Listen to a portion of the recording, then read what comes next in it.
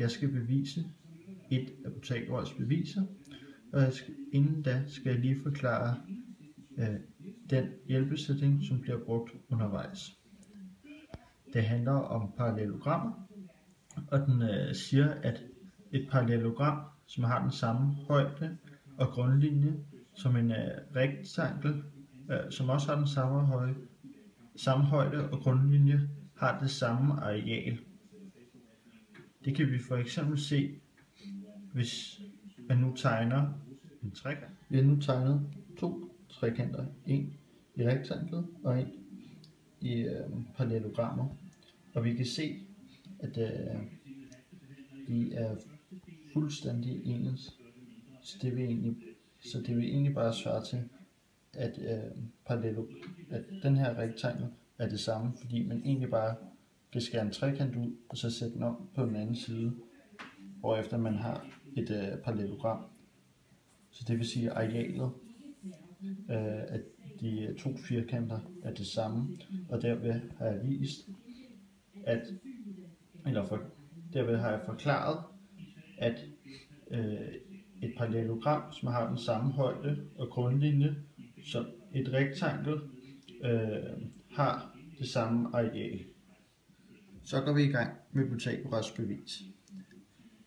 Vi har tegnet en trekant her, som hedder A, B, C, hvorefter at vi har tegnet ud fra hver side 3 kvadrater, som hedder A i n plus B i n er lig med C i n. Og vi skal lige huske, og hvis vi lige forklarer, at Pythagoras hedder A i n plus B i n er lig med C i n. Så det er, hvad jeg skal bevise. Vi bruger nu hjælpesætningen med, at et parallelogram, som har den samme højde og grundlinje, har det samme areal som det kvadrat eller rektangel, som også har den samme højde og grundlinje. Og det kan vi se ved, at her der er den samme grundlinje, parallellogrammer, som selve trekanten, og den har også den samme højde, og vi har kun lige skåret en trekant, som har det samme størrelse som trekanten ABC, og rykket den herop, hvorefter at vi har dannet et parallelogram. Vi gør derefter det samme, som vi gjorde ved kvadratet AN, da vi lavede det om til et parallelogram, men den her gang gør vi det med BN. Ligesom før, så bruger vi igen den her hjælpesætning, der hedder, at højden på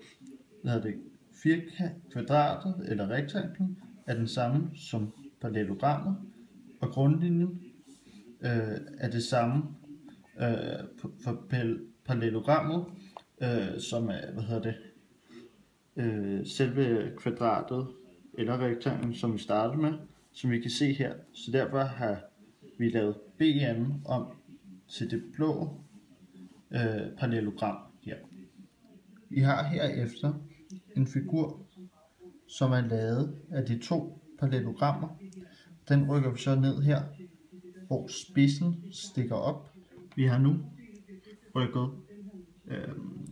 figuren, som består af de to parallellogrammer, ned, hvor spidsen stikker op, og vi har et hul hernede.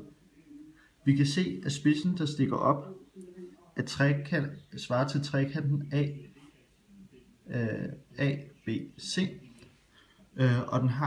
og hullet hernede, den er også en trekant, som har de samme længder som A, med de samme længder A, B og C.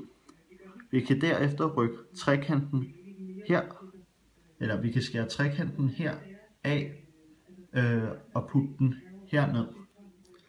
Vi har som sagt før derefter skåret trekanten af her og sat den herned, hvorefter at vi har bevist, at de to kvadrater AN plus og BN kan man lægge sammen og trække ned, og derefter skære trekanten heraf og putte den ned, hvorefter det vil give CN Og dermed har vi bevist, at AN plus BN er lig med CN.